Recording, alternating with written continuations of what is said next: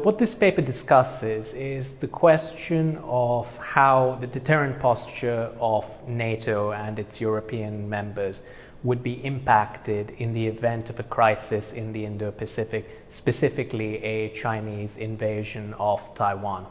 The reason that this is a question worth asking is because it's increasingly a point of near consensus in many quarters that towards the end of this decade, the risks of a Chinese invasion of Taiwan will peak. In the event that this prediction is borne out, what we will see is the United States facing something that in many respects it didn't in the 20th century, a peer competitor in both military and critically industrial terms. The likely reallocation of American assets that this would incentivize will almost certainly impact European security. However, not all capabilities are necessarily equally fungible or equally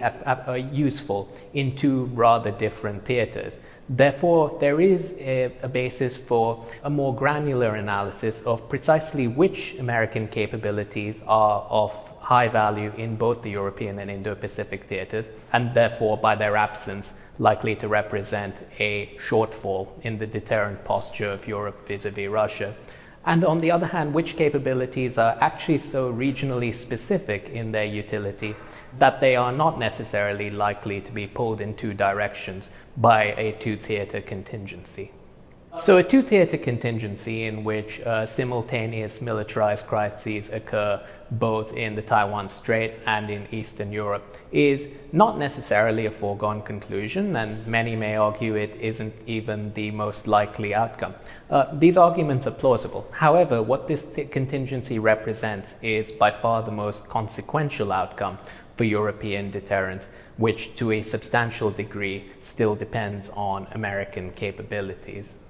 I think the major finding from the paper is that what appears in the minds of many as an undifferentiated image of resource constraint, in which an overstretched US will simply have to pick between theaters,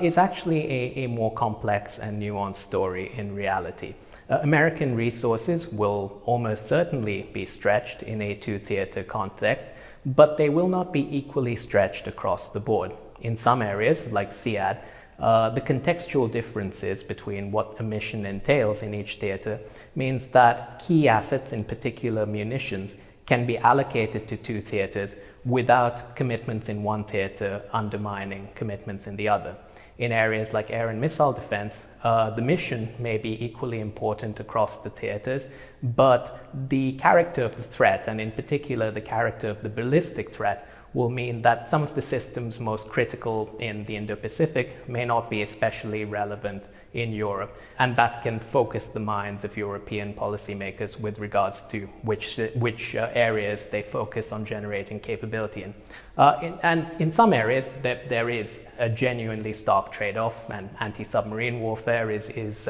key amongst them. And in others, particularly the employment of ground forces, of the US Army, the trade-offs may actually be quite minimal given how non-fungible the capabilities of the US Army are in many key respects. So the core finding of the paper is not that the general consensus of US resource constraint and the need for Europe to step up its efforts to ensure its own defense is in any way incorrect, but rather that European efforts to shore up their own defenses can be better focused and more targeted if they are informed by an understanding of precisely which American capabilities will be most heavily in demand in the Indo-Pacific.